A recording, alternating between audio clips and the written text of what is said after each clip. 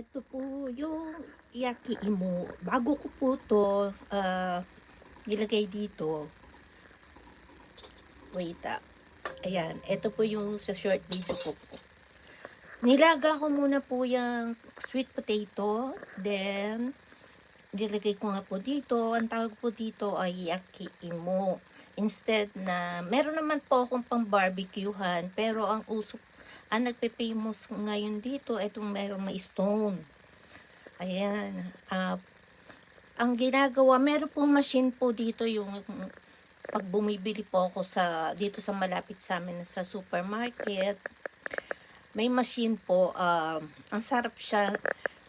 Ano na po yun, nakalaga na din, then parang iniinit na lang po dun sa machine na yun, with stone na yan, ganyan, or white po yung gamit doon. Natatandaan ko nung nagtatrabaho po ako, nung first time po ako sa Tokyo nagtrabaho. Since na nagpunta ako dito ay pwera po yung nagtalent po ako dito. Tokyo din po ako noon, 1 year. Ang tawag noon, eto nga, nauso po, meron pong sasakyan, maliit na van, tapos meron po silang parang kawa, malaking kawa, parang ganong kawa, yung malaking lutuan, ganyan po. Bumibili po kami niyan. Pero minsan pag wala pong kamote, lalo po ngayon, ito yung nag-grocery ako ng last month, February yan. Nakita ko po yung malalaki po siya. Hindi ko nga makita ko na saan yung iba kasi ang dami kong tambak dito. Sayang, alam ko marami po ako nabili, tsaka yung papaya. Kung nakita nyo sa video ko, marami ako papayang nabili. Ngayon, nung nag-grocery ako, konti lang po yung pinamili ko kasi mahirap mapagod.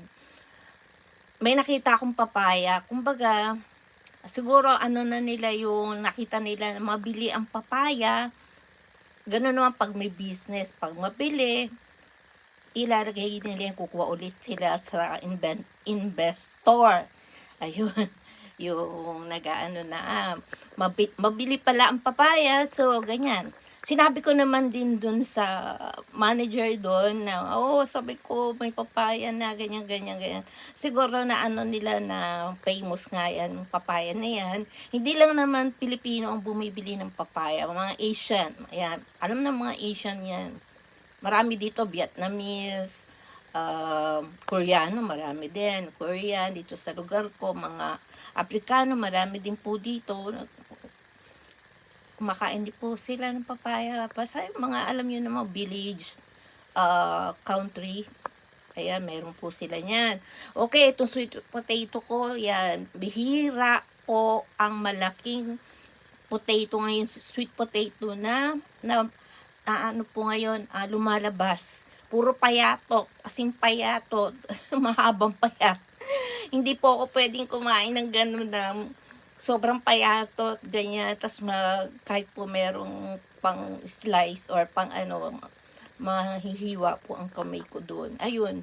So, eto, pag naman na ano na po to, ayan, kamay mo na lang, tanggalin mo yung balat. Mabilis na po naman din matanggal ang balat pag yung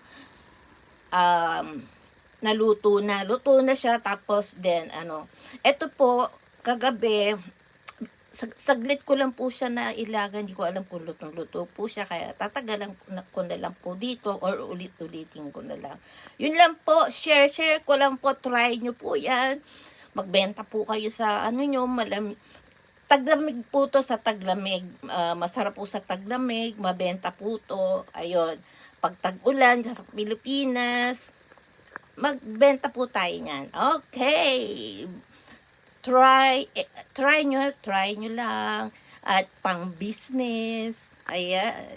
Share for business. Babush, thank you for watching. Marami po salamat. God bless.